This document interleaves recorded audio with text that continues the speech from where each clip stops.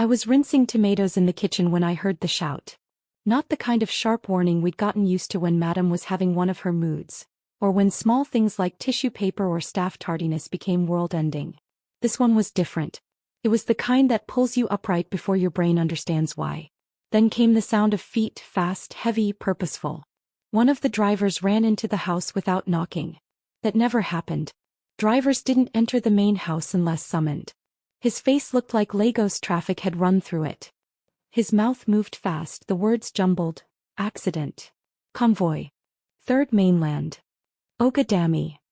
Every plate in the kitchen stopped clinking. Every house staff turned. Madame came down the stairs barefoot, which I had never seen before. The look on her face wasn't rage. It was something deeper, something closer to fear. The kind that even money couldn't control. Calls were made. Cars were dispatched. Nobody said it, but we all felt it. Something had cracked in the foundation of the house. And I just stood there, my hands still dripping tomato water into the sink. 2 hours later, the house was quiet in the way funerals are quiet. Madame had gone to the hospital. The younger staff whispered theories. I overheard someone say he was in a coma. Another said his skull cracked. Everyone suddenly became a doctor. I was folding bedsheets when Madame returned. Her eyes were swollen but dry. That scared me more than tears. "Where is Amara?" she asked, ignoring everyone else. My heart caught. I stepped forward, bracing myself for blame or anger. But instead she looked at me like I was a puzzle piece that didn't fit. "They said he keeps asking for you," she said, each word landing like thunder. "In the hospital. Your name. Over and over. I thought it was a mistake. I was just the maid. There were people he actually knew, friends, business partners. That pretty woman who came in sleek cars wearing expensive perfume. Why me? I didn't have time to ask. The next thing I knew, I was being driven through Ikoyi traffic in the same SUV used for airport pickups. At the hospital, everything smelled like fear masked with disinfectant. When I walked into the private room, his eyes, unbandaged, unfocused, locked onto mine. And for the first time since I started working in that house, Damilola Adeyemi said my name, Amara. I froze. His voice wasn't loud, but it carried something I wasn't used to hearing from men like him: need. Not arrogance, not command. Need. He said it again, my name, but softer this time, like he was checking if I was real. "Amara," he whispered, reaching slightly toward me. I should have stepped back. Almost did. But then his fingers brushed mine, and he held on like I was the last piece of land in a flooding world. "You're the only one I know," he said. It wasn't romantic. It wasn't dramatic. It was desperate.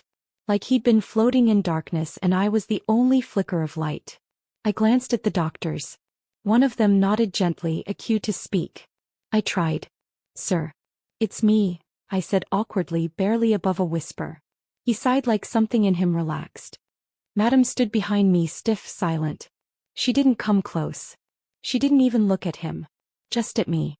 And that's when I knew I was no longer invisible. I was now the problem.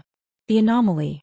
The maid whose name her billionaire son remembered when he forgot everything else. The doctors called it an anchor. Sometimes after trauma, the brain latches onto the last safe memory or the one thing that brought calm before chaos. "It doesn't mean anything," one of them assured Madame. It could have been a voice he heard often, a routine presence. But Madame didn't like things she couldn't control. She gave a tight smile and turned to me. "Stay by his side," she said, her tone brittle. "If it helps, do it. But don't get used to it." The words stayed with me. That evening I sat beside Dami while the machines beeped and the Ford dripped. He asked questions I didn't know how to answer.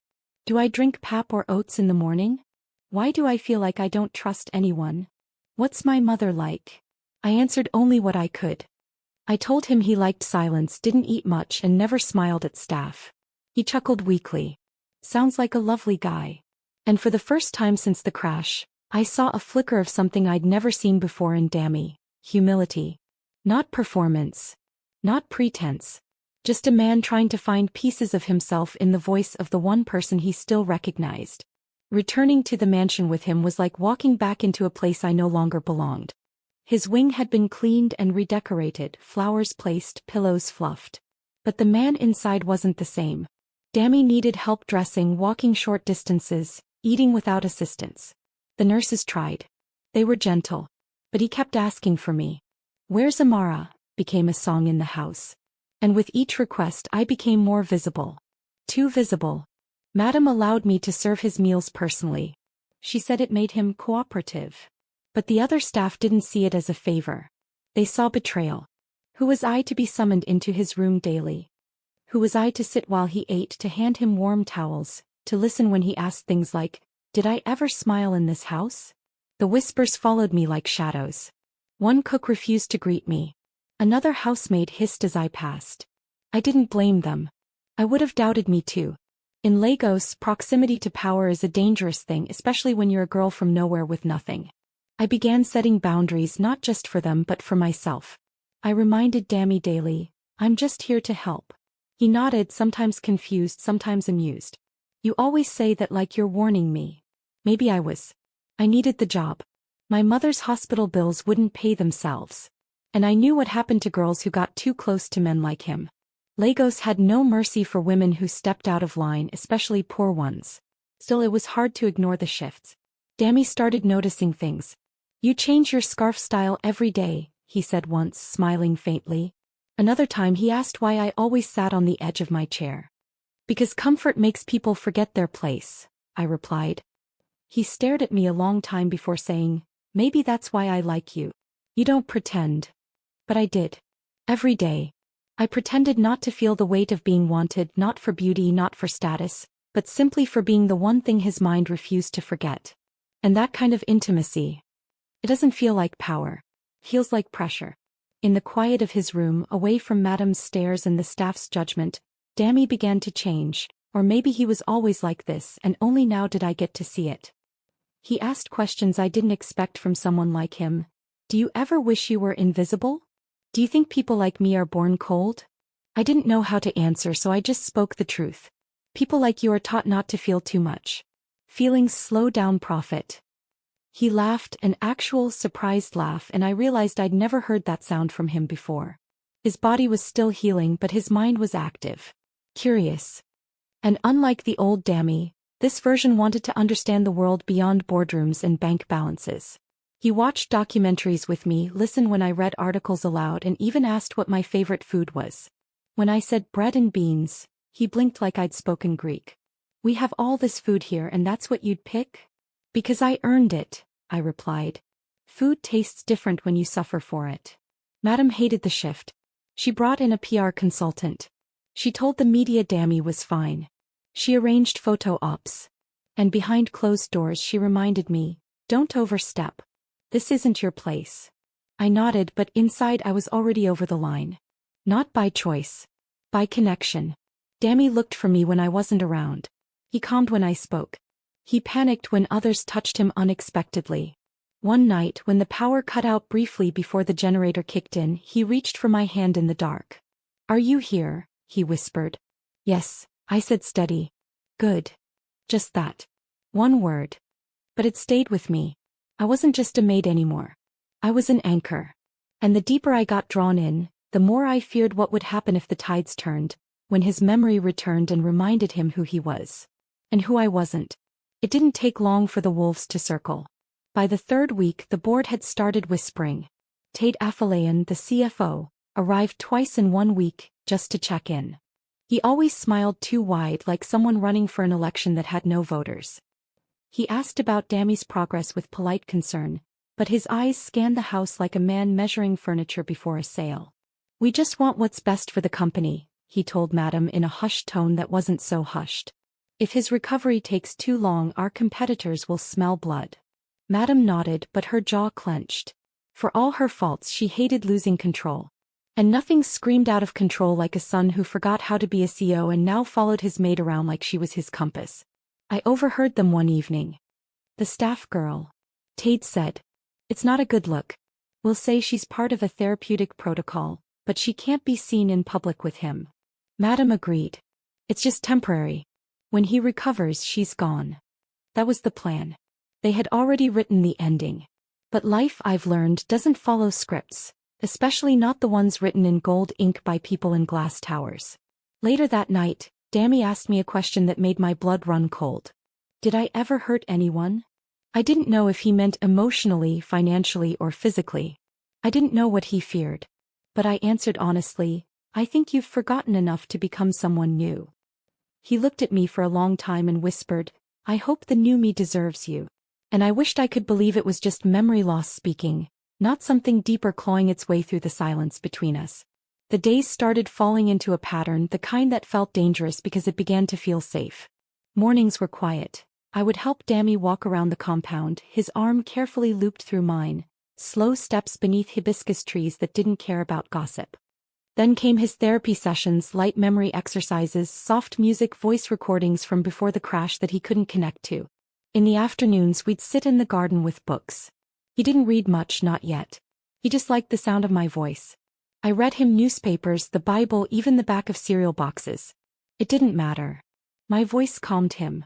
One night I found him crying quietly, not loudly, not in a way that needed comfort, but the kind of crying that comes from a body realizing it's been alone for too long. What kind of man was I? He asked. I hesitated. Efficient, I said. He laughed softly. That's a nice way to say cold. I didn't respond. Some things didn't need answers. They just needed to be heard.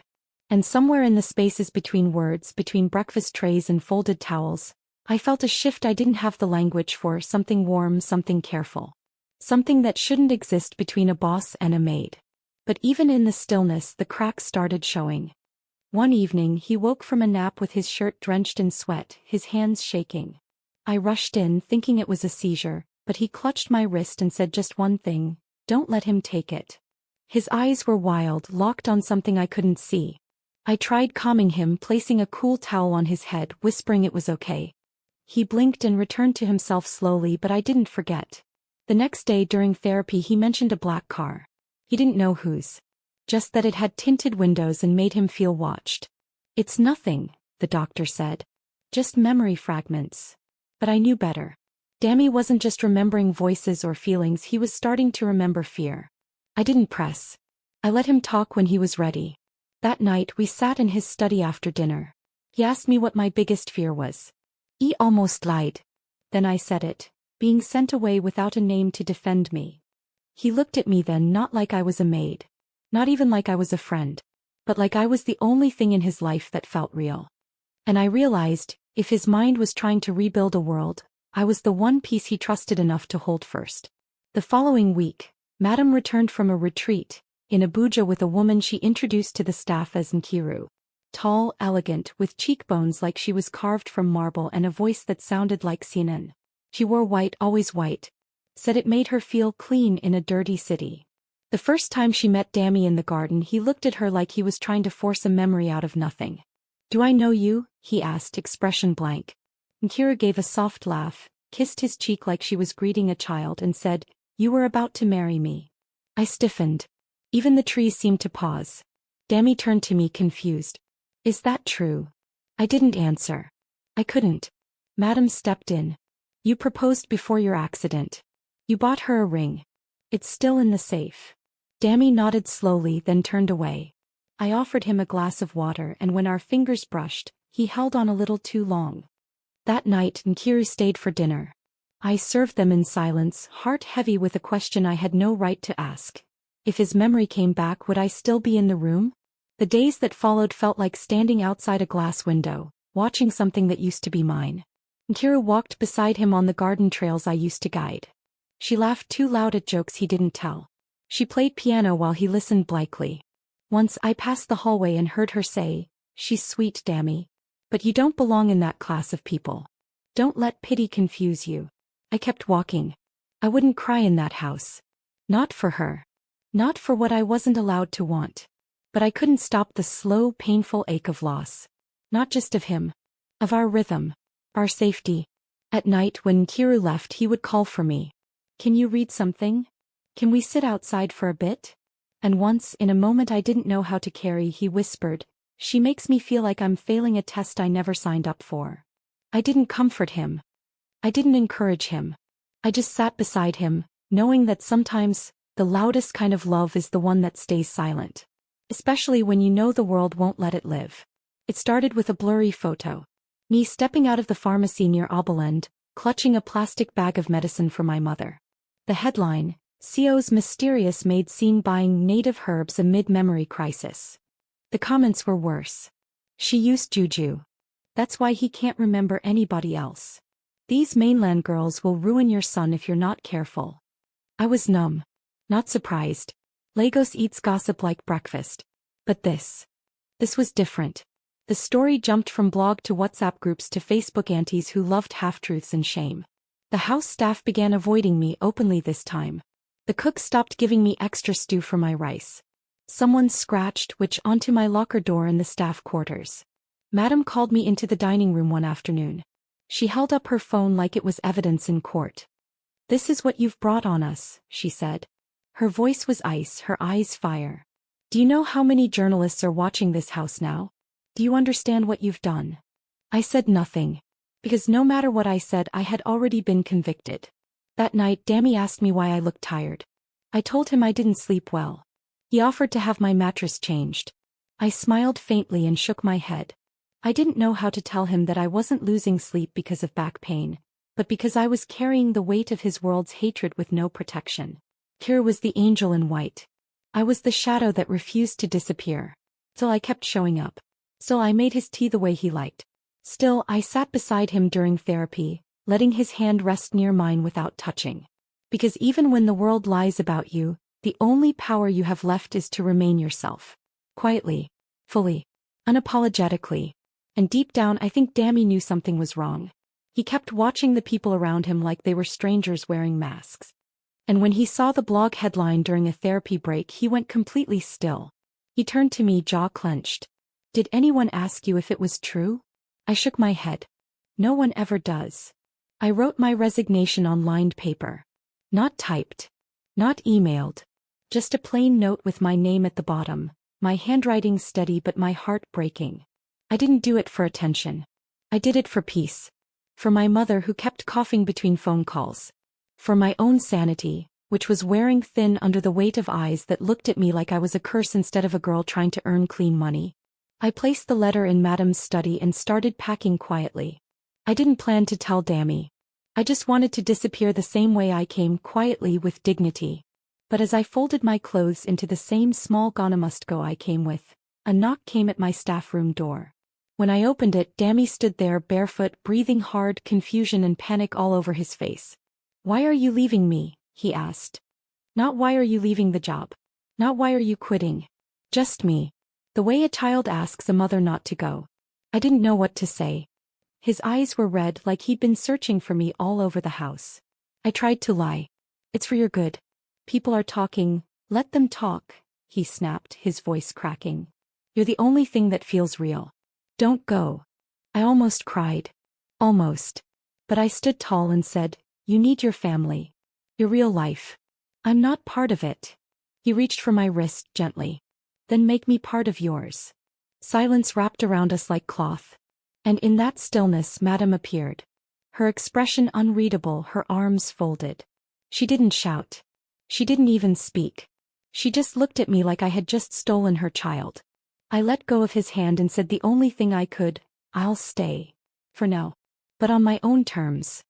And for the first time since he opened his eyes in that hospital I saw it, something deeper than memory. Trust.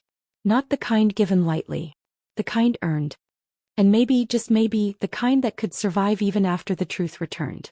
It came wrapped in kindness. That's how you know it's dangerous. Tate Afalayan, the ever-smiling Sivo, called me into the garden while Dami was asleep. "Just a quick chat," he said, patting the bench beside him like we were old friends. He began with flattery. "You've been incredible. The family owes you." Then logic. "It's time we help him move forward. Real life, real business." Then the offer. 5 million naira. Gish. Clean. Enough to pay off my mother's hospital bills, rent a decent flat on the mainland, maybe even start a small food stall. All I had to do was disappear quietly. No noise. No fuss. He even slid a small envelope toward me like it was a blessing, not a buyout. I didn't touch it. "Does Dami know about this?" I asked. He chuckled. "Dami doesn't know what's best for him right now. But you seem smart. Be smart, Amara." He stood, straightened his suit and said, "Loyalty is beautiful. But in Lagos, survival is smarter." Then he walked away as if the conversation was already a signed deal. I sat there for a long time. 5 million. That was more than I'd ever seen, ever dreamed of. That was freedom. That was safety. That was temptation wrapped in dignity. But I also thought of Dami. Of his hand reaching for mine in the dark. Of his voice calling me the only real thing. Of the way he blinked whenever he tried to remember something and couldn't. I didn't touch the envelope. I went straight to my room and wrote everything down. Time. Date. What he wore. What he said. Then I hid the note behind my Bible, not because I had a plan, but because something in my bones told me this wasn't about me anymore. Someone was trying to erase Dami before he remembered who they were. And if I was the only face he still trusted, I had a choice. Walk away with money. Or stay and be the witness they never saw coming. The first time I noticed the car, I told myself I was imagining things. Lagos has a way of making paranoia feel like common sense. You see a stranger glance at you twice and your mind begins writing a full story, because in this city, danger doesn't always announce itself. Just waits. That evening, after Madam sent me to buy a few personal items from a pharmacy on Awolowo Road, I took the usual route back, quick steps, eyes forward, phone pressed tightly in my palm. The sun was setting and the sky was turning that dusty orange Lagos wears like a warning. I felt it before I saw it, the shift in air, the weight of being watched. When I crossed the street, the black car rolled forward. When I paused near a kiosk, it slowed too. It wasn't loud. No aggressive horn. No street harassment. Just silent movement matching mine like a shadow. My heartbeat began to race. I tightened my grip on the nylon bag and suddenly the sound of my slippers on the pavement felt too loud. I tried to calm myself with logic. Could be anyone. Could be traffic. But logic is never enough when instinct is screaming. The car crawled behind me as I turned into a quieter stretch near the estate gate. That was when the door opened. 2 men stepped out, big bodies, dark clothes, faces hidden beneath caps. One of them called my name softly like he had every right to say it. Amara. My stomach dropped. Before I could turn and run, one grabbed my wrist. The bag fell. Medicines scattered on the ground. I fought, kicked, twisted, but his grip was iron. Just enter the car, we won't hurt you, the second man said, too calm, too rehearsed. That was when I knew. They weren't robbers. They were sent. And the scariest part was that they sounded like men doing a job, not men enjoying cruelty. I screamed. Not the polite kind. The kind that tears through dignity. The kind that forces the world to notice you. The man holding me hissed, "Shut up," and tightened his grip. My bones felt like they were cracking. But before they could drag me fully, a third voice exploded through the air, angry, loud, commanding. "Leave her." I blinked in shock as security guards from the gate rushed forward. One of the men pushed me hard and I stumbled, my knees scraping the road. The car sped off instantly, tires screeching as if they had practiced escape. One security man helped me up while the other chased after the car uselessly. My hands were shaking so badly I couldn't even pick up the medicine properly. My throat burned. Tears blurred my eyes. "Are you okay?" the guard asked. I wanted to lie and say yes, but my body was already betraying me. When I entered the mansion, Dami was already waiting in the living room as if he had felt the danger in his bones. He stood up too fast, almost losing balance, eyes wild. "Where were you?" he demanded. Then his gaze dropped to my scraped knees, the trembling hands, the torn edge of my uniform. His face changed in a way that frightened me. It wasn't confusion. It wasn't softness. It was something darker. Something sharp. "Who touched you?" he asked quietly, and the calm in his voice felt like a storm deciding where to land. By the next morning, Madam was already trying to bury what happened like it was trash that could smell up her perfect home. "No police," she said flatly, sipping tea like she hadn't just almost lost her son's anchor. "We will handle it privately." Dami didn't understand the politics of it yet, but he understood the emotion. He hovered around me the whole day, asking questions I wasn't ready to answer. "Why would someone want you?" he asked. "Did you steal something?" I flinched. Not because he accused me, but because I realized how easily this city teaches people to blame the victim. "I didn't steal anything," I said calmly. "I just exist too close to power." That night he didn't sleep. I knew because I heard footsteps pacing his hallway. At around 3 a.m. he called me softly. When I entered, he was sitting on the floor beside his bed like a child afraid of darkness. "I'm sorry," he said, voice rough. I can't remember who I used to be. But I know whoever I was, they had enemies. And now you're paying for it. I stood there, heart heavy.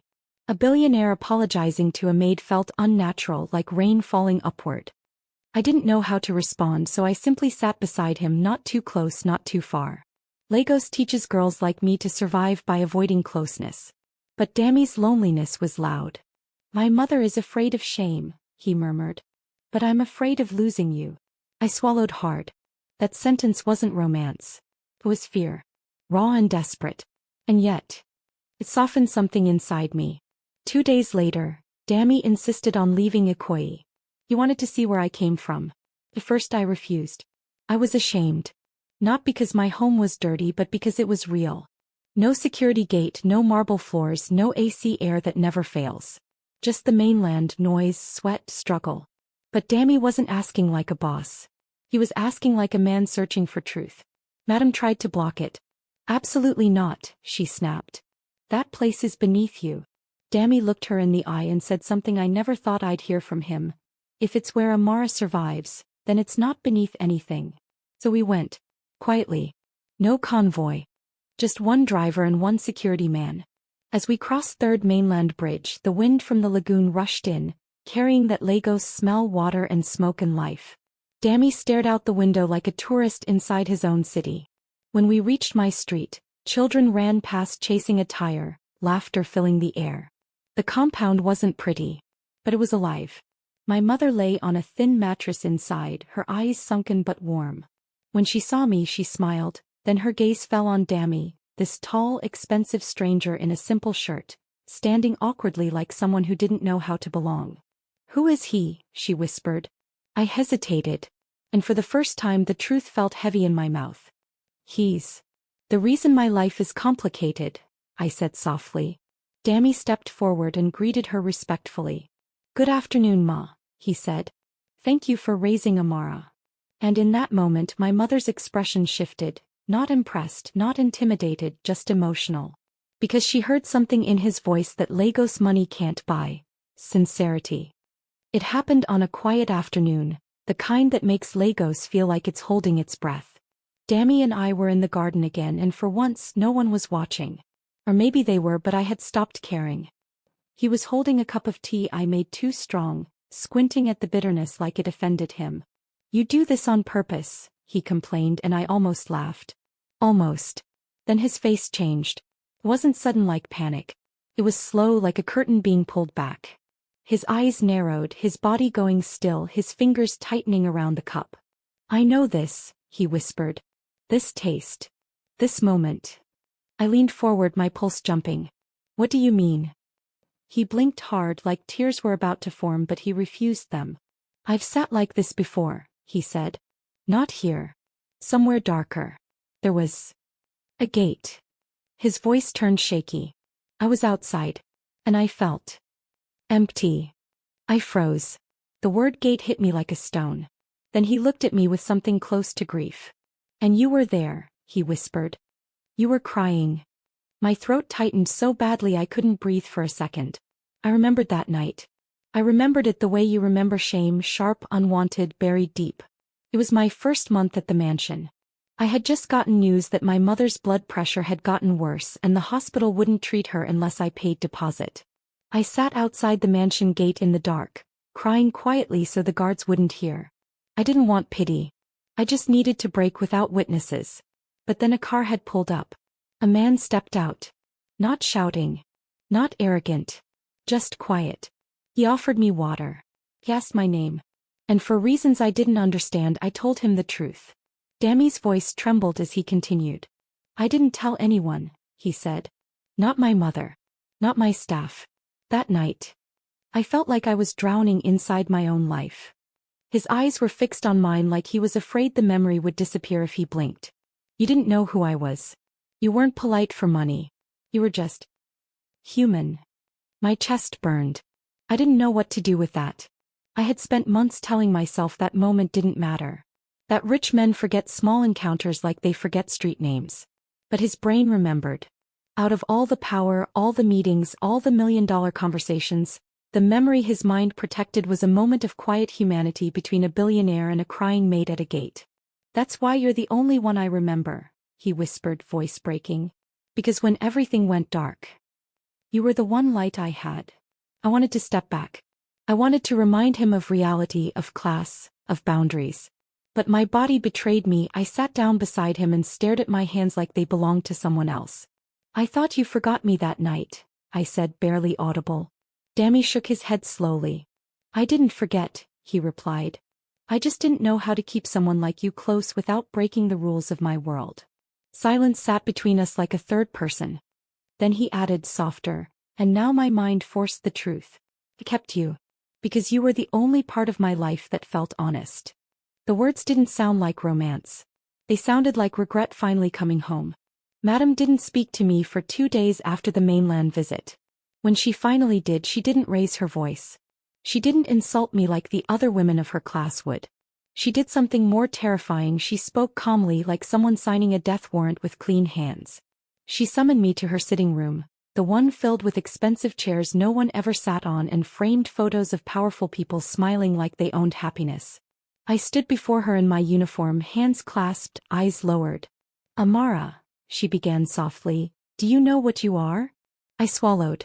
"A maid, ma," she nodded. "Exactly. You are a maid.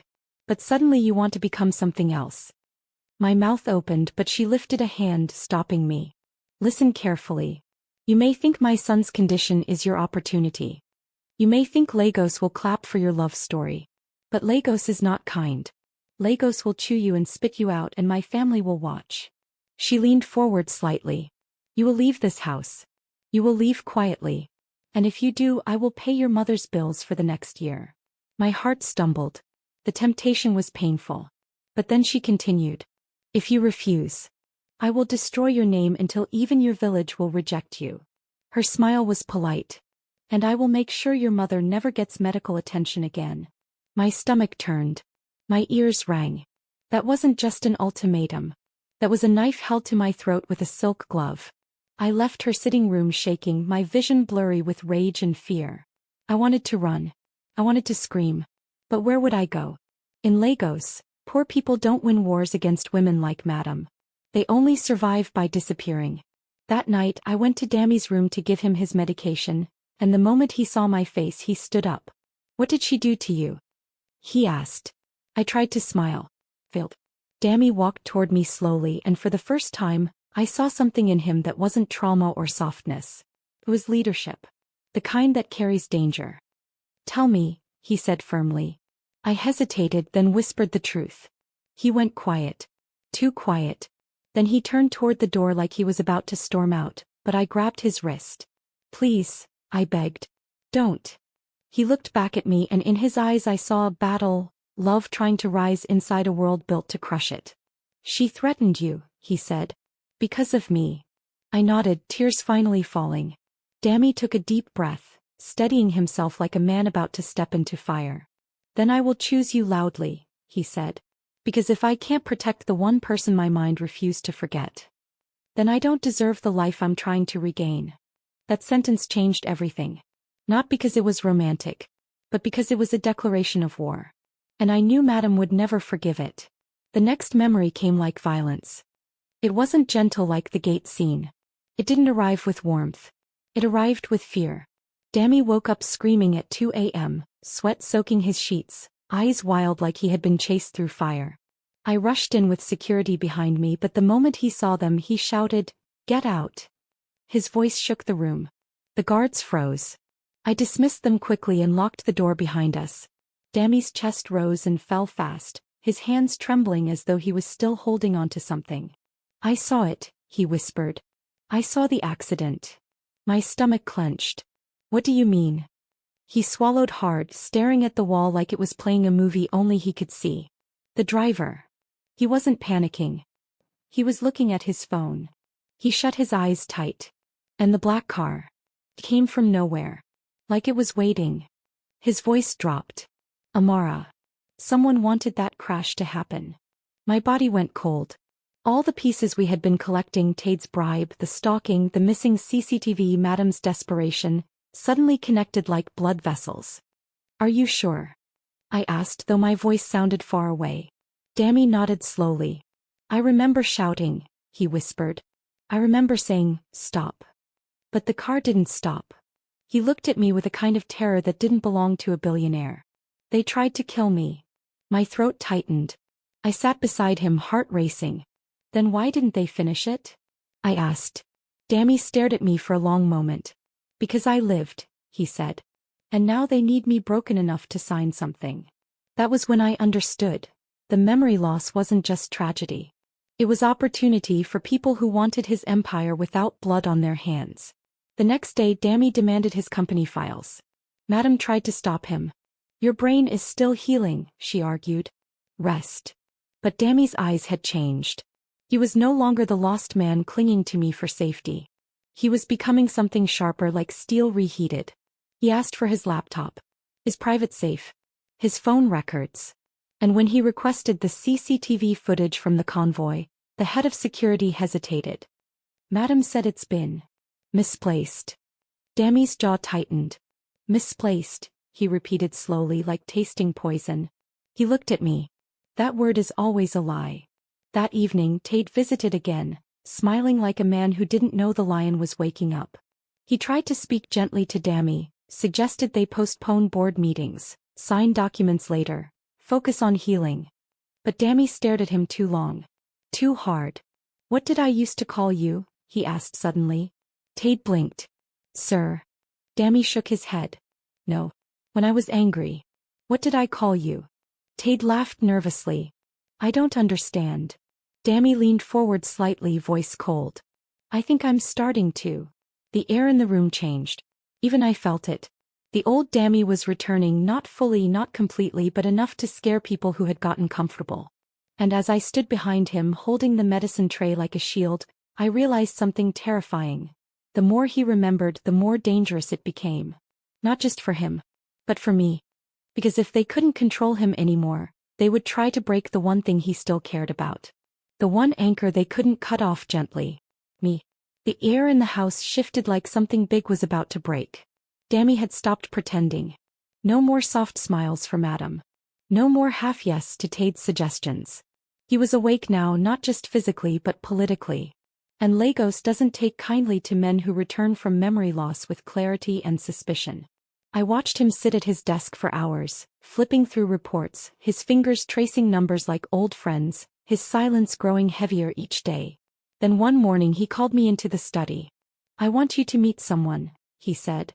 The man who entered wasn't dressed like a typical lawyer. No flash, no designer labels. Just sharp eyes and a quiet presence.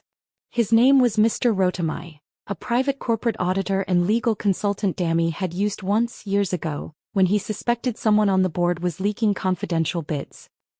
He's going to help us understand what's missing, Dami explained. I didn't know who us meant, him and I. Him and his lost past. All I knew was that this man had come to help Dami reclaim a throne that someone else had already begun decorating for themselves. Within 3 days the lawyer had uncovered unusual signatures on 6 board resolutions passed while Dami was still in recovery. Transfers of power. Emergency permissions. Access granted to Tate that would have been unthinkable months ago. The files were masked behind language that sounded like loyalty, temporary authority, executive urgency, protection of brand reputation. But it was theft. Legalized theft. Dami was quiet as the findings were laid out, but I saw it in his eyes, the fire. Not just of betrayal, but of purpose. They think I'm still sick, he said, more to himself than to me. They think because I lost my memory I lost my fight. He stood slowly, walked to the window and whispered something I'll never forget. The man I used to be was hard. Cold. Untouchable. But the man I am now? He knows what loss tastes like. And I swear, Amara, I will not let them win. That was the moment I realized Dami wasn't trying to return to who he was. He was becoming someone new, someone sharper and more human. And they had no idea how dangerous that made him. They tried to stop him. Madame wept. Tate threatened. The board warned him about optics. But Dami didn't care about optics anymore. He wanted truth. And he wanted it loud. The press conference was scheduled for a Friday morning. I remember because it rained lightly that dawn, like the sky was preparing Lagos for cleansing.